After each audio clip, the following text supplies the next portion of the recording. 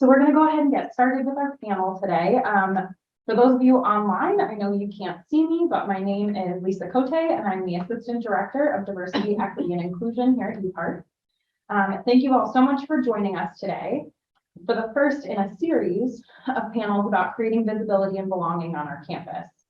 The Office of Diversity, Equity, and Community Engagement designed this year-long series in response to numerous conversations with individuals of various identities who all shared a sense of feeling invisible in our community. The goals of this series are to raise awareness of the nuanced experiences and increase understanding of unique needs of each population in an effort to make our campus more welcoming and inclusive of people of these identities. Today's panel is focused on the Asian, Pacific Islander, and Desi population, and will include insights into the international student and faculty experience as well. It's important to note that our panelists don't speak for an entire population. They will be sharing their experiences and the experiences of others in their networks, but what they say should not be taken as speaking for an entire ethnicity or race. In just a moment, I will turn things over to our moderator, Dr. Amy Schoenecker, who will guide the conversation with our panelists. There will also be an opportunity for audience members to ask questions towards the end of the program. So if you're joining us online, you can submit your questions via the Q&A function on Zoom, and we will make sure that we address those. So thank you again for joining us, and I will turn it over to you. All right, hello, I'm Dr. Amy Schoenecker. I'm an assistant professor in the politics department, and my pronouns are she, her, hers. And I study the labor of vulnerable or marginalized groups in India and the United States.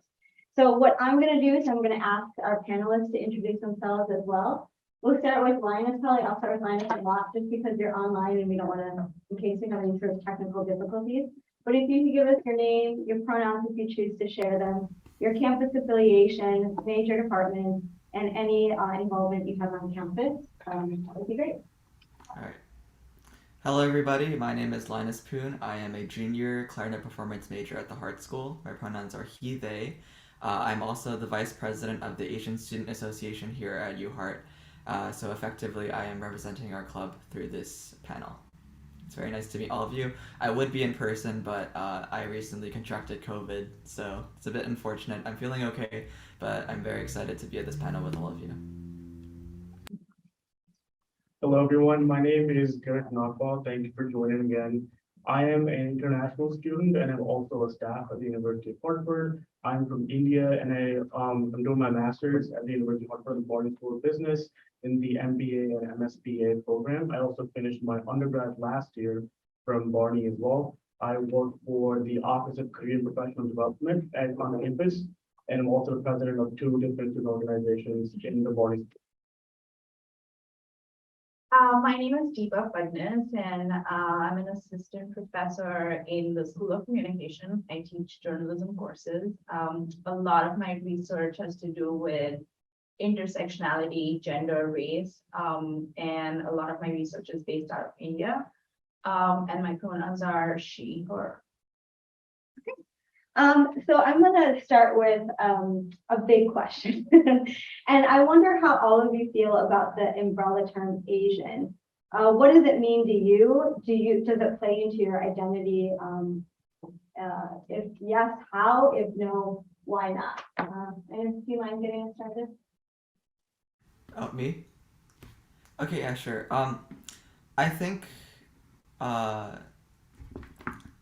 it's not necessarily the term that is of issue, but rather the preconceptions or the lack, the sort of not necessarily misinformation, or it's more so minimal information used in, when referring to somebody as Asian or referring to a whole community as Asian, because it's an entire continent within itself, right? Like, if people were to just group the North American and South American regions into one, a lot of people would sort of have trouble, putting all of them together and accumulating all of those cultures. So I feel like the term Asian is sort of the same thing, where there's so many different cultures within the Asian continent that it's really hard to really sort of box them all together. At the same time, I think there is certain commonalities within uh, within the regions around the area that different people of different backgrounds can find connection to, uh, and because of that, I think that's the main reason why people who travel overseas to the U.S. who are of all Asian, like different Asian ethnicities can still sort of connect with one another and bond with one another over different traits that may or may not be similar, but not exactly the same. Thank you. Jared? I definitely agree with Linus on that. If you even think about the term APIDA, which again, the term keeps changing from year to year with what I've read about. It, I would say, includes about 40 plus different countries, right? And about 25,000 plus different islands in the Pacific Ocean. So if you think about that much of a diversity, it brings along a different culture with each different country that you think about, or each different island that you think about. So clubbing them together in one term or being under the same umbrella is one inclusive, but at the same time, it is hard with the differences as well when it comes to different culture that we're talking about. So if I think about from my own perspective, what it means to be Asian, growing up in India, I always knew that, oh no, India is part of Asia and I'm also an Asian. But when I came to the US, apparently there's a stereotype or misrepresentation of the term Asian that nobody even considers South Asians as Asians. They would rather refer to you as Indian or just South Asian. So that was like one culture shock that I saw when I came to the country. Because again, when you think about an Asian, people just think about stereotypes about, okay, it's probably like a Chinese, Japanese, Vietnamese person, but there's so much more when it comes to the term Asian. So that's one thing that I definitely feel like from my own personal experience. And that's something to be mindful about, I would say, of all the inclusivity when it comes to the term Asian or APIDA. That's an interesting question. I think I've never really identified as an Asian. I think I've, identify more as a South Asian woman, a brown woman, an Indian woman, and that's more specific, but at the same time, I don't expect other people to know that. But given my skin color, I think categorized as a South Asian very easily. And at the same time, I think there needs to be more education or at least more information about who categorizes as an Asian, like what countries in Asia are, sort of represented as Asians in the US. And I think in the absence of that, people rely on a lot of media content that sort of club people together or emphasize on a certain community and a certain citizens of a certain country as Asians. And so that's just carried forwards through all our conversations, through all our interactions. And so it's really all about like educating people about which countries categorize as Asians and who categorizes as an Asian. So this is a follow-up that I was thinking about, Linus, when you were talking, and then Gareth talked about it a little bit too, is that I wonder how you identify or how you felt like you should identify change based for the two of you when you were coming from India to here. And Linus, did you grow up in Hong Kong? Is that right? Yeah. Yes, that's So correct. I'm wondering if there was any differences, right, growing up in Hong Kong and then coming to the United States in terms of like your identity and what you identified as or with. Yeah. Sorry. Can I jump in? Is it? What? Yeah. Sorry. Can I begin? Yes, go for it. Okay. Linus. So sorry. Okay. Just wanted to wrap up that point that Deepa mentioned earlier before we get into this. I just wanted to mention very briefly, especially when she touched about how the term Asian needs more specificity, needs more definition, because I think I feel like I should mention this is that last year was my first time on the executive board of the Asian Student Association here, and during the club fair we had a lot of students come up to us being like, do you have to be Asian in order to join the club? How Asian is Asian enough for to be able to be a member of this club? A lot of these things were very perplexing to us, or just sort of like shocking to us, because it showed the amount of preconceptions and the misconceptions that had been instilled, whether or not intentionally by either the club previously or just because of the lack of information that was being able to spread by the club. So sort of being allowed to spread by the club, if you could say that. So that's just something I wanted to bring up just briefly, but now we can sort of get into what, as an international student, what that means. So I think from here we can really start to discuss what is it about, like what's specifically Asian American. I think a lot of us, when we were called to be put on this panel, I don't want to speak for the other two panelists, but I do remember that I mentioned something, and a few others did mention that when we first got asked to be part of this panel, we were like, what does it necessarily mean to be Asian American, and are we allowed to represent that, or what does it even mean to be Asian? Because depending on which background we came from. For me, I grew up in Hong Kong up until my second year of high school, and then I took boarding school in the U.S. for 3 years before coming here for this is my sixth, I guess, which accumulates to my 6th year in the U.S. But even when I was in Hong Kong, I was going to international schools, and I was always primarily taught in English. So my native tongue wasn't in my curriculum. It was always used within households and within my day-to-day life, but it wasn't actually my main educational language.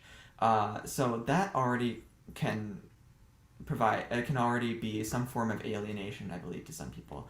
Some people find that even just based on that, being growing up in a different curriculum from what is the norm in their home country already sets them apart. But then when you come here, it's like you are seen as the international, you are seen as the fully Asian person on campus, the fully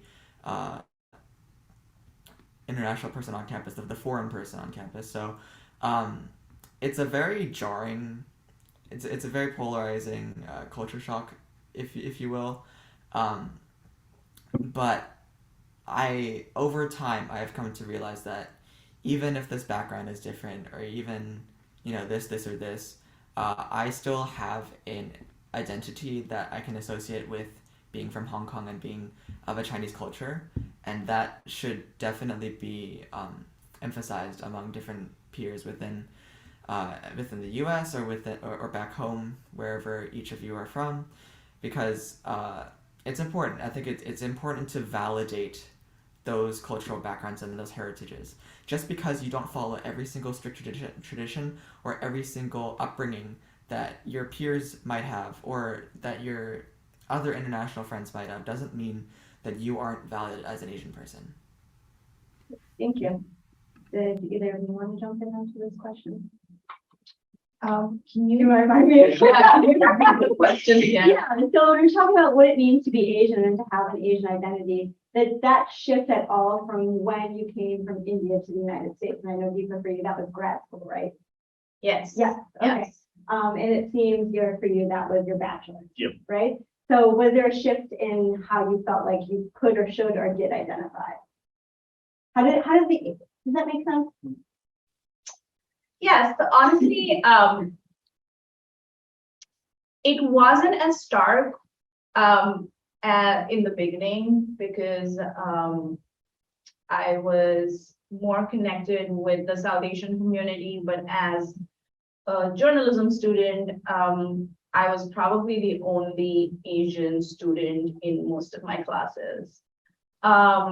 And that's where I felt the difference. I think a lot of my identity now is myth breaking, like, changing stereotypes. And honestly, it's exhausting sometimes, because it's like this, I had this friend I spent a year in Alabama, and I had this friend who once walked up to me and was like, I don't even know where India is. And I was like, in my head, I was like, and shouldn't you be ashamed of that? But I didn't say that to her because, I didn't want to be impolite. But yeah, so it's not like my personality or my identity changed, but it definitely became more defensive. And I'm more sensitive to microaggressions now that I realize what they are, and definitely a different experience. Thank you. Timothy, you want to add?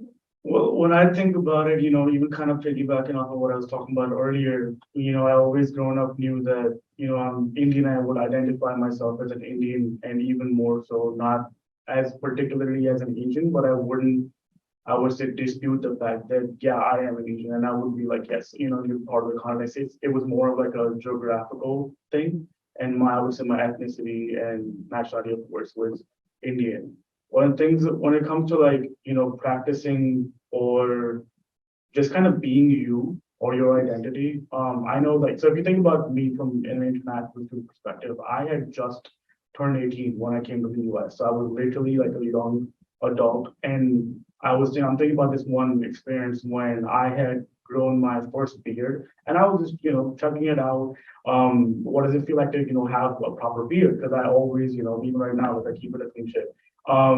But I know this one time when I had like a beard, I was growing it out, if one person came to me and they told me that I looked dangerous. And I was like, that it really shook me a lot. And to be honest with you, I cut my beard right after that. So if these things, when it comes to identities, when it comes to these aggressions, microaggressions, it can really kind of change how you would act and the way you would walk, the way you would talk.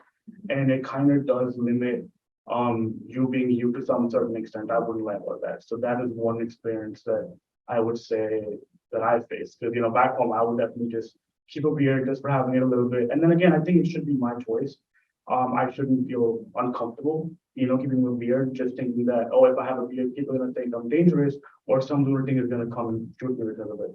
Because even I was reading about these articles past couple of weeks. There's been so many rates of attacks against Indians in Poland, even in the US in different states. So it's like, would you rather be you or would you rather be alive? I know it definitely got heavy on that, but it's Okay. that's what I feel. Yeah, thank you for sharing that. So, I mean, all three of you have already started to talk about the way in which your identity affects how you experience the university or the local community at large. And I'm wondering if there's anything else you can add to that. And again, it doesn't have to be just here at the university or in Connecticut. It can be your high school experience, other experiences you have, or grad school experiences. I guess I should ask someone to start. Do you want to start us? Ah, sure, yeah. I mean, to an extent that you feel comfortable talking about the intersection of your identities too, Asian, South Asian, Indian identity and gender. We would love to hear that perspective to the extent that you feel comfortable sharing it. So honestly, I've always had pretty positive experiences when interacting with other people. So I mean, I'm sorry you had such a bad experience. That sounded awful. Yeah. And that can stick with you, but all I probably get is like namaste or or do you love cricket? And most of the times it's like never watched a game, but sure, let's go with that. So I guess I would just say that it's important that we start talking about what different communities, what does it mean to be an Asian? And we start talking about context and information and history about these countries. So people are more aware of it. People are more sort of, like if you hear about the protests in Hong Kong or the Indian independence movement, I think it's important to start a conversation that does not solely depend on the Western idea of the Asian countries. So that's what I would say. And now, of course, I want to ask a follow-up is what is the Western idea of an Asian country? Or even countries that are included in that? Maybe we don't have to answer that, but that's Do you want me to? If you have an answer, yeah, if you, It depends on who we're talking about, right? I mean, I think there are people who are very well informed, like you are very well informed. I've spent time with you in India and I think I feel like you're so in tune with the culture. But that's not true of everyone. So, most people think India is all about like elephants, and it's really not. I've never seen an elephant in India. So, I have. okay, good for you. So, yeah, yeah, I'm gonna let the others chime in. Linus, did you want to chime in? Do you have anything you want to add? Oh yeah, sure. I think within the actual university itself, luckily, I personally have not experienced anything too major. Sometimes there were a few insensitive jokes thrown my way, or just some ignorant things being said by some people around me, but I mostly just sort of brushed those off because I think a lot of it was just misinformation or uneducation on their part. So that doesn't really affect me, but I have heard of some friends who have experienced xenophobia and microaggressions within their own majors and within their own departments. I can't personally speak on those experiences, but I do have to make note that that is an issue. Or when I step, in terms of stepping outside of campus, just recently, something very small, something very minute happened within the Connecticut area where someone just had assumed I was Japanese and just sort of like used oh excuse me in Japanese when passing by me. I think it was, well, we were in like a Japanese supermarket or whatever, but it's like little things like that. I think those little assumptions, just sort of grouping us all together, can be detrimental in the long run, but that's obviously not the worst of it.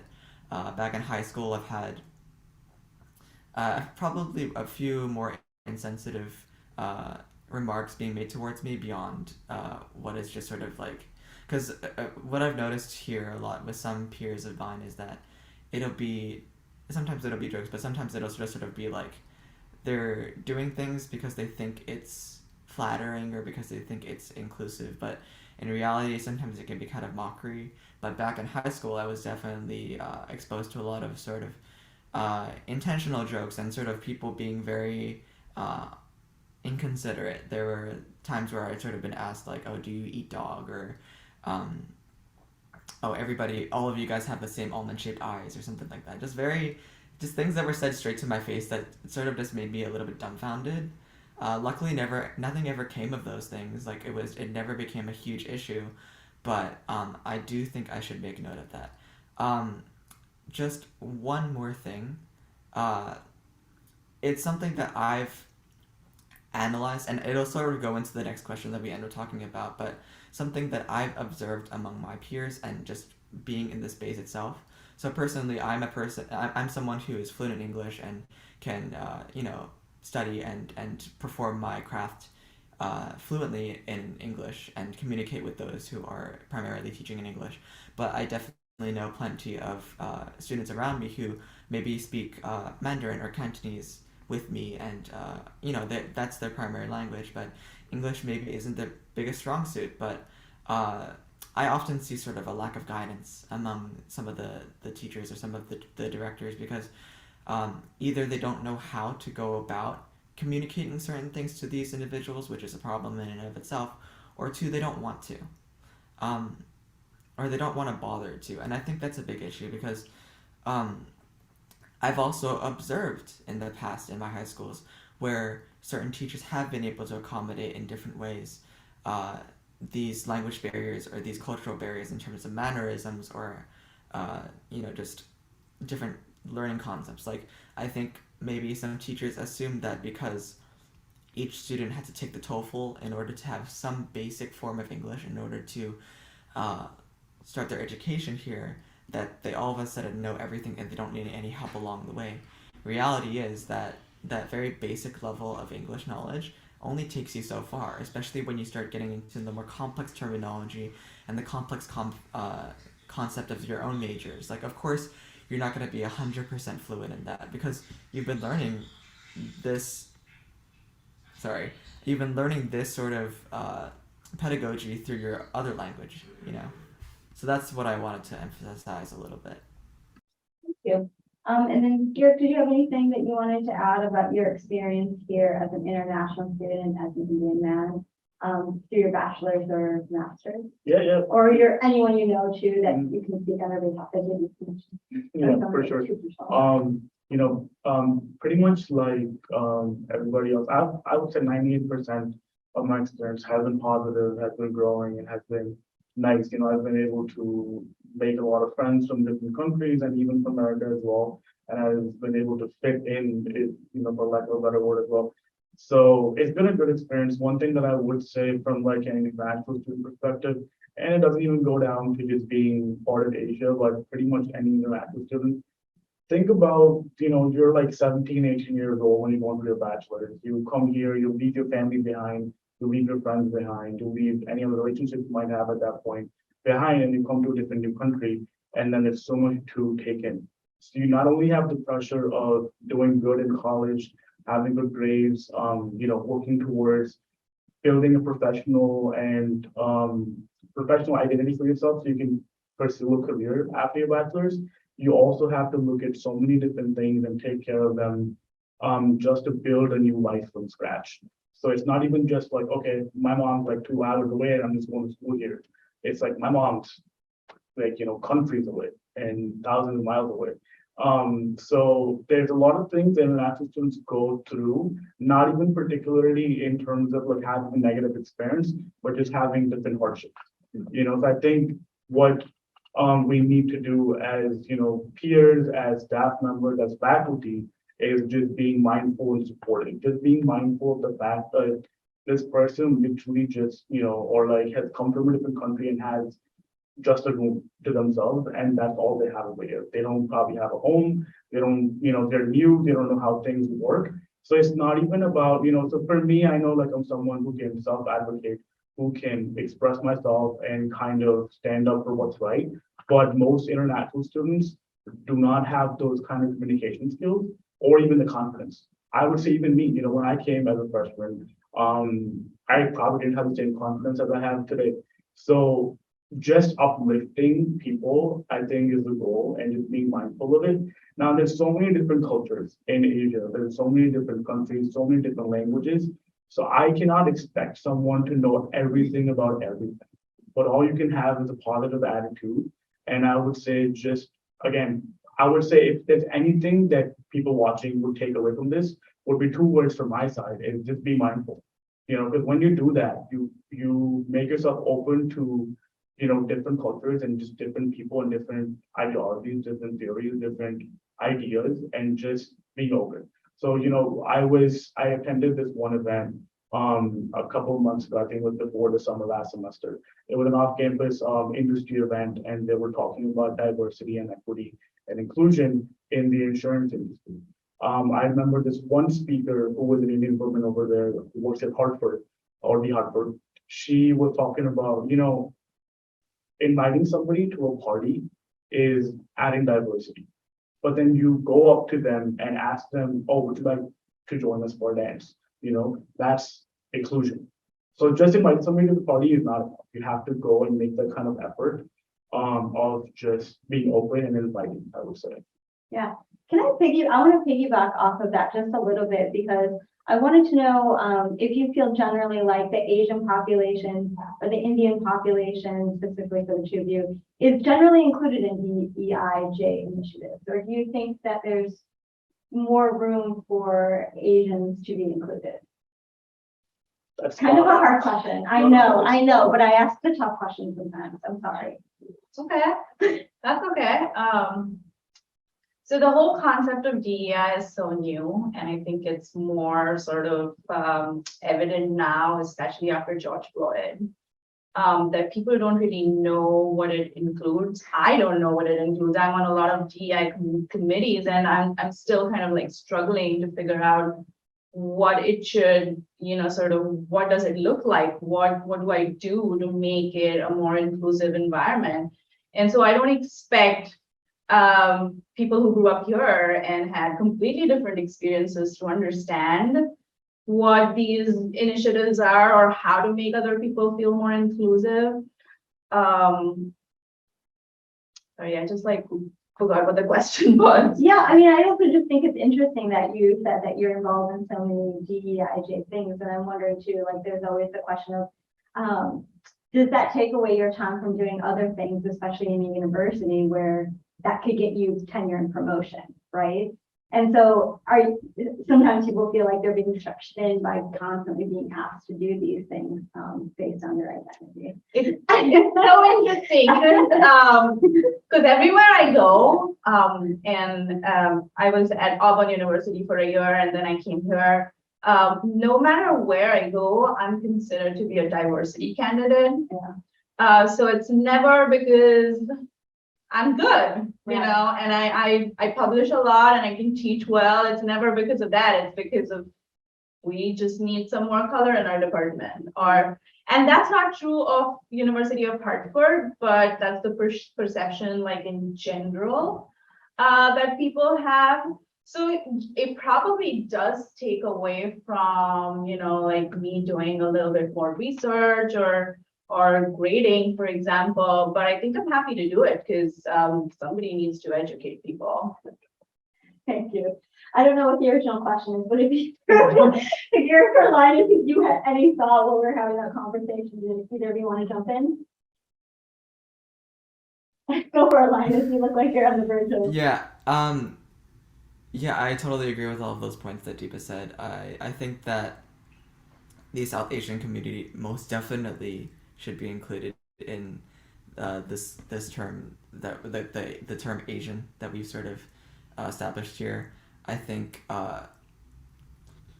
only that way is there going to be less stigma surrounding the fact that there's only one look towards Asians. I think that as many different countries as we can, that they can, like, within the area, should be allowed to identify as Asian or be able to classify themselves in that manner or use or represent that part of the world.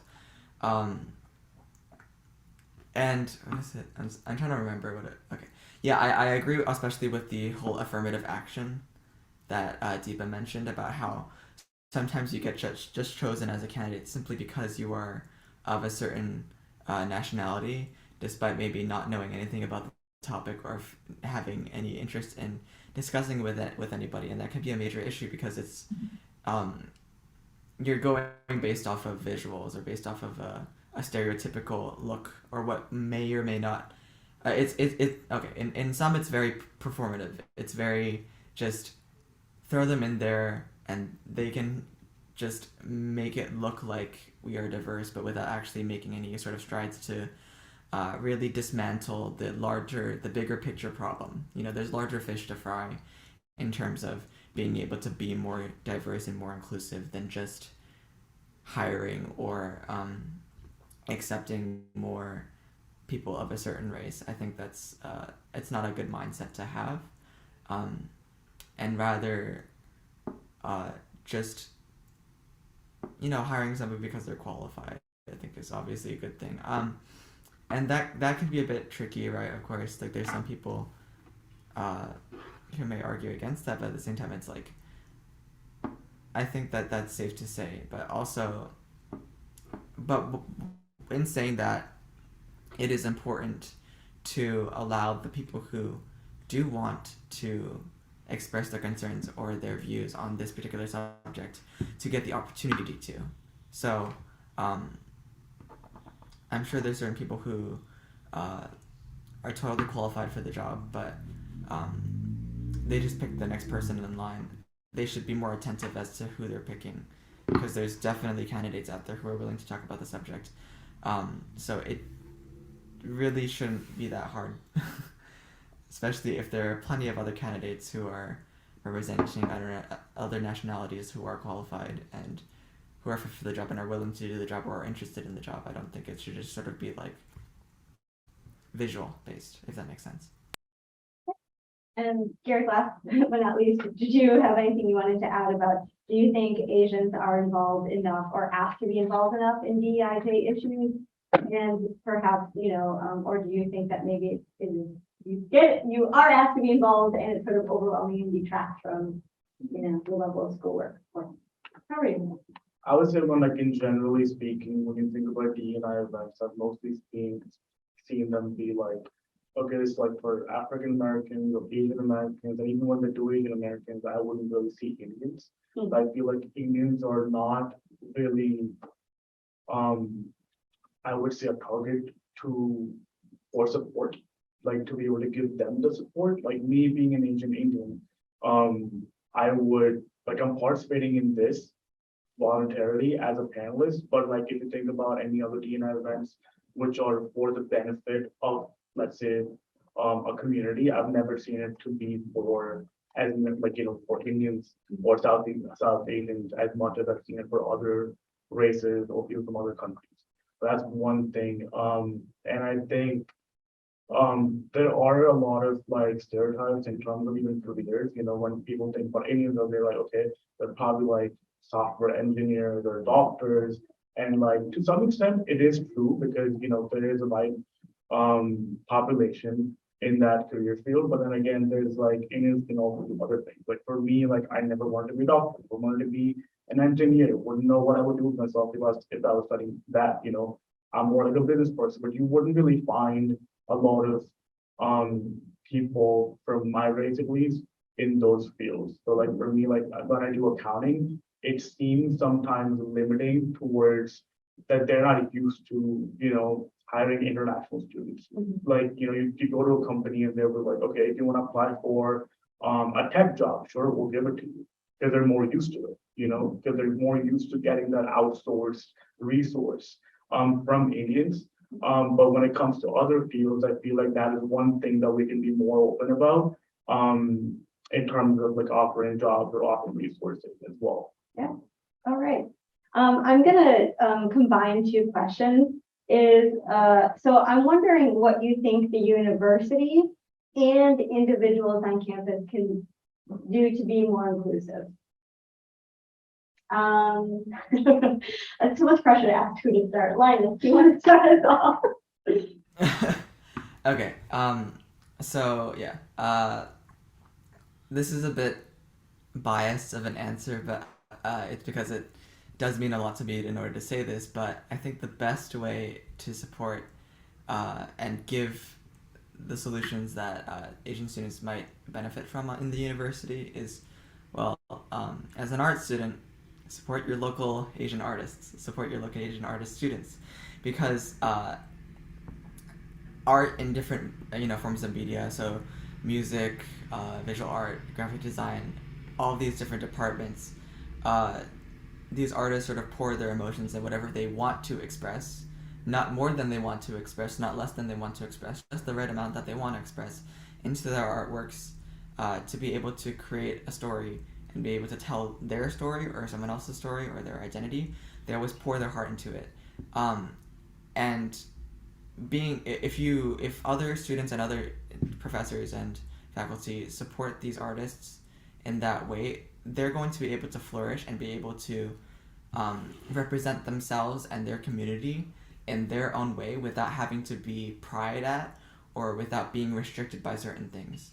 It's also just a very good way to draw in attention. I think just the arts in general is a much more organic way to do it. I think, of course, a person can sort of give a speech in a panel like I'm doing right now, but at the end of the day, being able to see these different students, so this could also branch out towards other fields, but I think the arts is a good, more straightforward way to talk about this, at least from my perspective. Like being able to see these students and these people of these identities in their element and working at what they've come overseas to do or what they've studied their whole life doing is very important, regardless of whether or not it includes their backstory, their heritage, or not. So that's something I really want to emphasize, because oftentimes you'll see like oh, support your local Asian businesses and stuff. It's like then people just end up buying from an Asian-owned makeup brand that is already well established at Sephora, or going to the next restaurant that has been sort of a chain around the entire States. But in reality, the ones that really need the help and really need the support and representation, like the local shops independent businesses, the arts. So that's something I really want to emphasize because that's something that it's something I have a bit of a bone to pick with when people are sort of like, oh yeah, I support Asian businesses, but then it's like, you watch Squid Game on Netflix, good for you. Sorry. Yeah. Okay, thank you, Linus. How about Deepa? So specifically when it comes to University of Hartford, I will say that I felt very encouraged and supported at the university. It's probably one of my most positive academic experiences, and I've been at 4 different universities in the South. So, so definitely, I think there is a momentum and effort on part of my colleagues. Shout out to my chair, Dr. Jack Banks, who does everything he can to, help me and support me.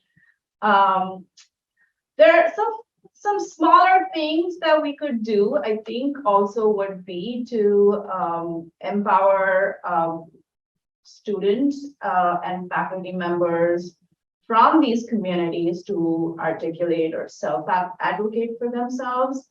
Often we don't know how to react to microaggressions and we just keep quiet when they offend us and move on. But how about, is there a polite way to sort of point it out and making the other person aware that it was not appropriate to say that, or that in the context of what the conversation was out of place. So I feel like DEI initiatives are always educating people who are on the other side of the fence, trying to tell them how to talk to minority communities, how to be sensitive to minority communities. But maybe we need some education too. We need some tools and resources to be able to like you said, self-advocate for yourself and articulate issues that bother you. So I think that would be a great idea to sort of begin. Yeah, that's a great recommendation. Yeah, thank you. You're welcome. I add that, even most of my experiences have been positive and I've, grown a lot at the University of Hartford. At the same time, there's always room for improvement. So I would say in terms of, again, I keep bringing it up because I am talking from an international student perspective. We have to add more resources to support international students because I feel like once they come here, they would have one orientation, and then after that is pretty much that's it. So there's so much more that can be done in terms of, I would say, equipping the students with resources that they can grow themselves. Now, me, again, my first year or two, I was observant. I wasn't that active in the school, but then after that, I picked up because I pushed myself. I pushed myself from one thing to another, from joining the paintball team on campus and to more academic organizations, being the president, just being more active working for the school. So it's, for me, I think it speaks towards that I push myself, but then again, not everybody is able to do that for themselves. And it does take time. So there is a lot of improvement that can be done from the university's perspective to just aid international students towards, I would say, getting more internships or directing them in the right direction that they can also, apply for jobs, which is one thing that we definitely like at this point for international students. Now, every university in the US or pretty much, even the country probably, but they want international students because they come with a lot of money, because the tuition that international students pay is a lot more than just an American person or a in-state tuition or even out-of-state tuition. But I think that's not the perspective that the institution should have. Again, it is about, of course, and I get that part of they have to make money and to keep things going, but then you also have to kind of support at the end of it, in terms of their own self-development and not just that, okay, once they're here and that's it, that you're on your own. And to a certain extent, that is true for our school too, that you are on your own as an international student. Is there any questions? I think mine is. Oh, yeah, go for it, Linus. Yeah. Sorry, how are we doing in terms of time? I don't want to talk too much necessarily. That's right. About 15 minutes left. 15 minutes, all right, perfect. So just wanted to touch on what Garrick said in terms of resources and accessibility for international students. I think this has become not necessarily it's become even more apparent of an issue as of recently. I think in terms of accessibility and the need for certain things for international students in order to accommodate for certain things. For example, especially like grad students or those who cannot live on campus. If there's for some reason maybe there isn't enough housing or whatnot, some international students have to live off campus, whether it be because of affordability reasons or because it's just lack of housing. And with that comes a lot of complications, especially since you're freshly I think that often people use the term fresh off the boat, but there's there's this added layer of one, as an international student you don't have a lot of things such as you don't have a driver's license, so you can't drive in the States, and then on top of that it's like you have to figure out all these other things like health insurance and whatnot, so that's already an added layer. But specifically going back to the driving points, this is just one example I want to use to illustrate what I'm talking about here, especially since I've noticed that a lot of the university has since shut down a lot of shuttle lines that are very beneficial towards international students who live off campus. So there used to be a lot of stops, and now there are barely any lines for them to get to on time. Maybe like a 20-minute walk towards those stations before they actually are able to get to and from campus home. And this limits a lot of students' resources in terms of being able to go on campus and use the facilities or do what they need to do in order to succeed at the university. I know that also the university, I think, used to have like zip cars a while back, but that's no longer a service that is being used. I think different transportation solutions such as that would be beneficial, and if it's a matter of not being able to keep those up and running, I think it's a deeper problem that needs to be more dived into, because I've come across so many international students who do live off campus and want to be able to come back on campus and practice or use the pianos, for example. Like within the Hart School, there's plenty of pianists who need to use their pianos in order to practice hours every single day. And with the shuttles running the way that they do, they just can't do that. So I think having more awareness of that is good. And I just want to touch one more time what I mentioned earlier about how the language barrier can sometimes be a factor. I think that faculty need to be more aware of the fact that a basis level of English is not going to be able to push students to succeed in their majors the same way someone who is completely fluent in English can, and they need to be aware of those boundaries and those restrictions. Are there any questions yet?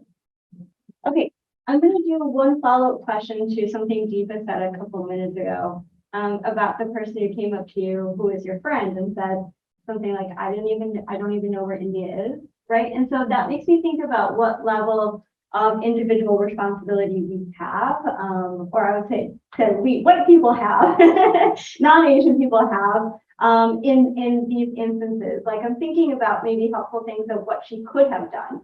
And one of the things that's so simple is like she could have looked up where India is and perhaps came to you and been like, oh, I didn't know where India was until I met you. And then I became curious and I found out where it is. Are there other like little things like that? Like just really small and I feel like really easy, but that could mean a lot. Or should she not even say anything? I don't know. I don't want to put words in I your mouth. probably need a minute to think about it.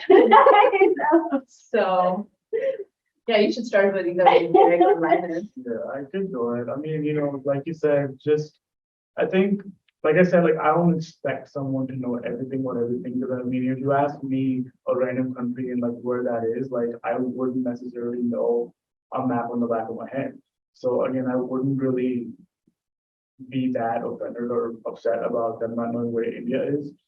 When it's like kind of bigger country that you've really heard about, sometimes you would know about it, and It is a pretty big and important country, maybe just coming from a political Yeah. science perspective, but. yeah, it's just a name that you do hear every now and then. So at the same time, like, I think it's more about just, I would say, structuring whatever you're saying, whether it's a question, whether it's a comment, into a positive direction, instead of, like you said, just saying that, oh, I don't even know where India is, you can always just look it up. You could always just be like, oh, I never actually read about it enough in school. And I think it also goes back to the schooling system a lot, because these things develop at an early age. So we are being mindful again at an early age, if we're teaching the kids the right stuff at the early age, I think they would know how to interact. Even so, it's not about knowing the right names. I don't, again, like I said, I don't expect them, and I'm not upset that they know or don't know where something is. It's just about saying it the right way, saying it in a positive manner that doesn't. And again, you would only do that when you're mindful. So I think everything just ties down, to me at least, with just being mindful and considerate of the fact that, like, you can say stuff in a positive way instead of, like, triggering or like offending you.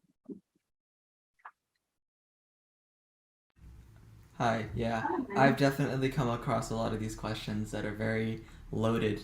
So, just a few examples that come to mind are, what kind of Asian are you? Where are you from? No, where are you really from? How do you speak such good English even though you've never stepped foot in America before?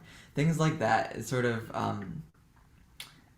they can be a bit condescending in some senses. Of course, sometimes they don't really mean it, but I think being able to educate in terms of how to ask these questions or how to approach somebody is very important. Of course, if one person asks this, I will immediately educate them and be like, there's a better way to ask this, but hopefully after that it would be better. But I think, yeah, I agree. There's a lot of background education that needs to be done. So instead of asking somebody just blanketly like where they're from or what type of Asian they are, you could just simply ask, what is your background? What is your cultural background? Or like, what is your ethnicity? Or like, where did you grow up? Things like that. Something more specific, yet also open and not presumptuous or somewhat backhanded. I think it's important to have those sort of articulated questions that are more to the point as to what you're interested in or what you're curious about, and being able to show that you're genuinely curious about it instead of coming up with something that just sounds a bit ignorant. And then on top of that, I think that there's also certain situations where people expect you to speak on different political situations or different things happening in your country or your nation, and it's like,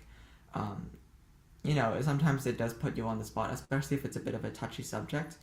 Of course, if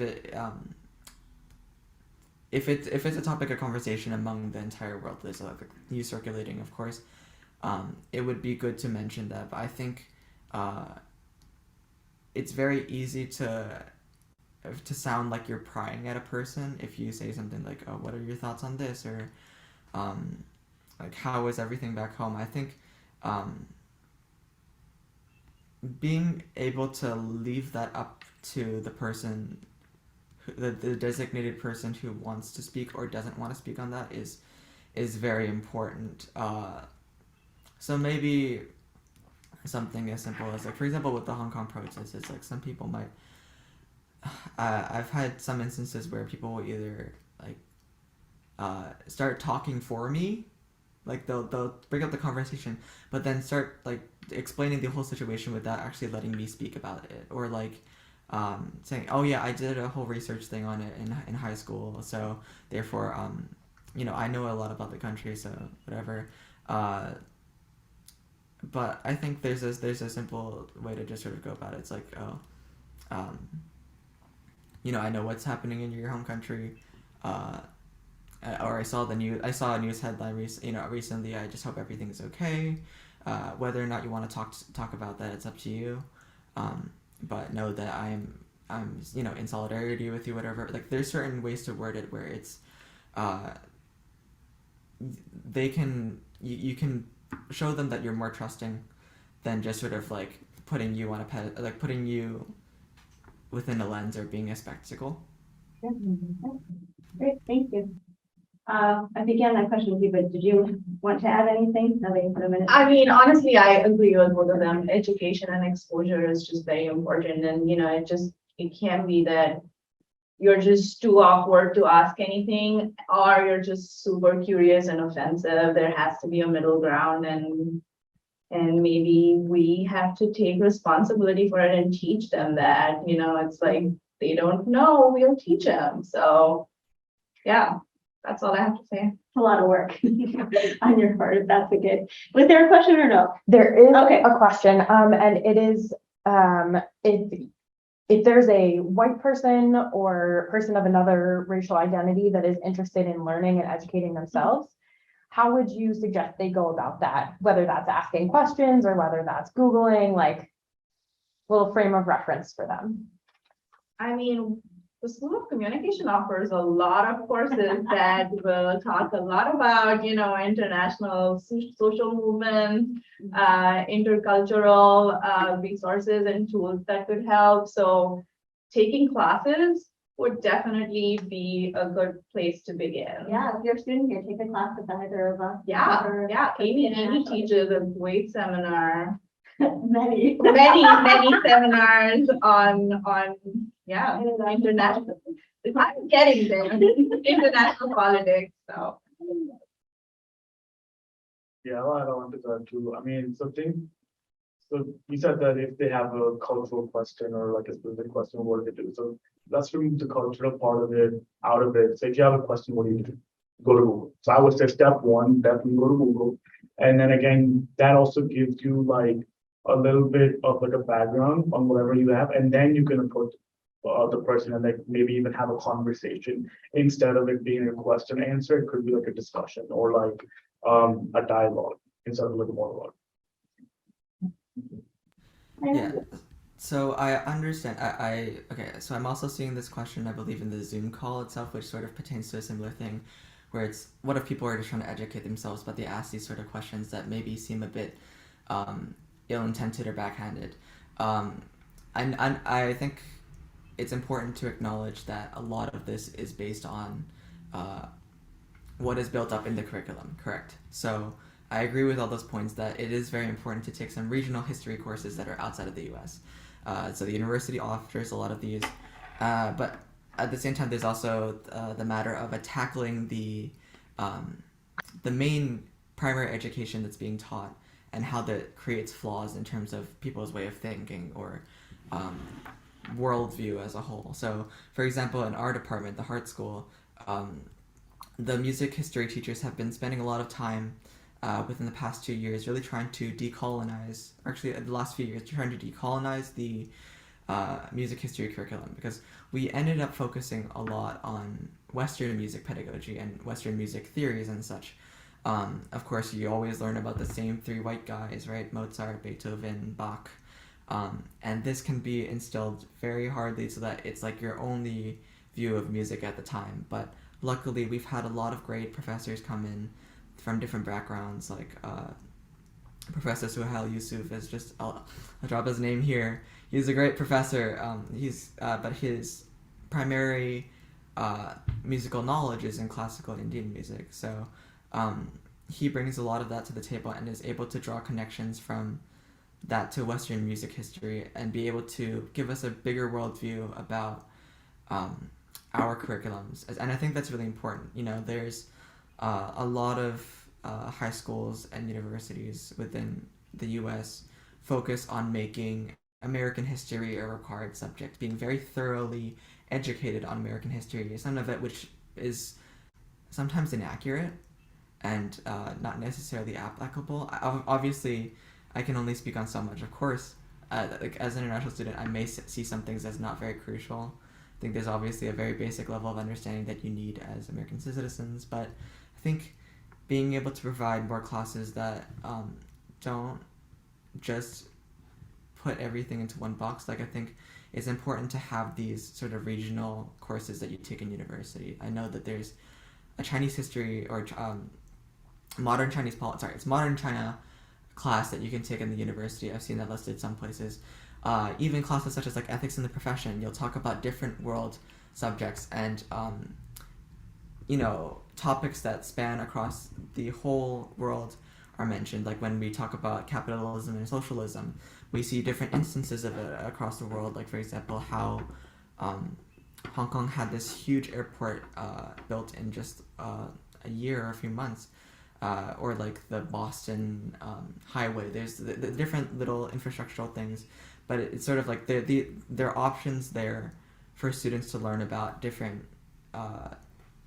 historical happenings within other countries, and I think that's very important. So I think it's good if we were to have a curriculum that goes beyond just sort of doing required American history and then some world history. I think it should be more of a it should be more that of an education that instills in somebody that there's always constantly things to learn about different historical events happening across the world, as opposed to like, this is the fundamentals you need, now you can go out and do whatever, if that makes sense. Should we end or should I ask the final question? What are we thinking? I think if you want to ask the final question, but our panelists keep it brief. Brief. All right. So the final question, what is one final thing you want attendees to know, consider, or walk away with? And we'll go Garrick, Deepa, and then Linus.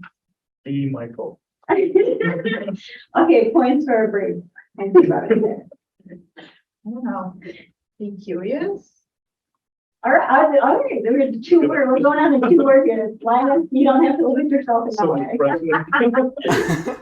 As you can tell already from this entire call, I'm extremely bad at being concise, but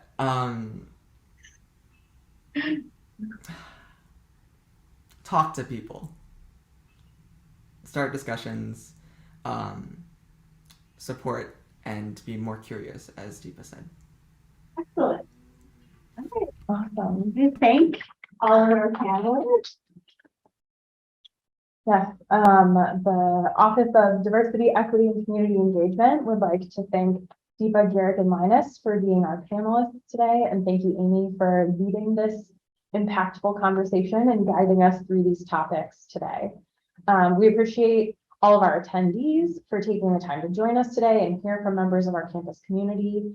And through your continued support for and engagement in programs like this, we hope to transform our campus culture to being more welcoming and inclusive of individuals of all identities. And we hope you'll join us for some of our upcoming programs, which I'm going to shamelessly promote right now. In just a second, we have more of these panels coming up. These will all be individually posted in UNotes. If anybody wants to be a panelist or moderator, like our lovely folks today, you can scan that QR code real quick. There's also a UNotes announcement about that. And then tomorrow we have our 5th annual DEIJ Professional Development Program from 10 to 11:30 in person or online. Our speaker is Tim Wise. And we will also have a faculty staff resource fair right after that. And there's a follow-up conversation about communicating with empathy, which I think really speaks to one of the themes from our conversation today. So that will be on, I believe, September 29th. And that will be coming out in UNotes this week.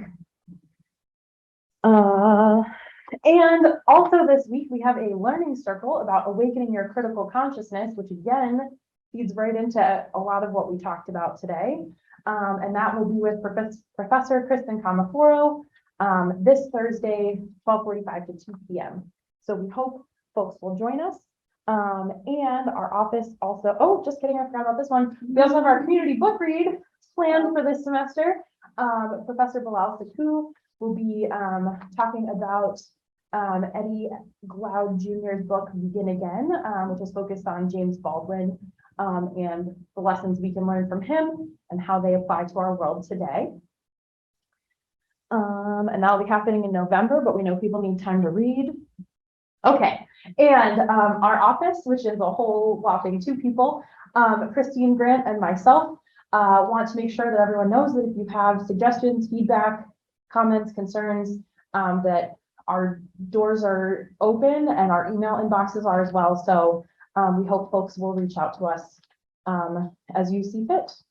So thank you again, everybody, and have a lovely rest of your Monday. And thank you again to our panelists and our moderator.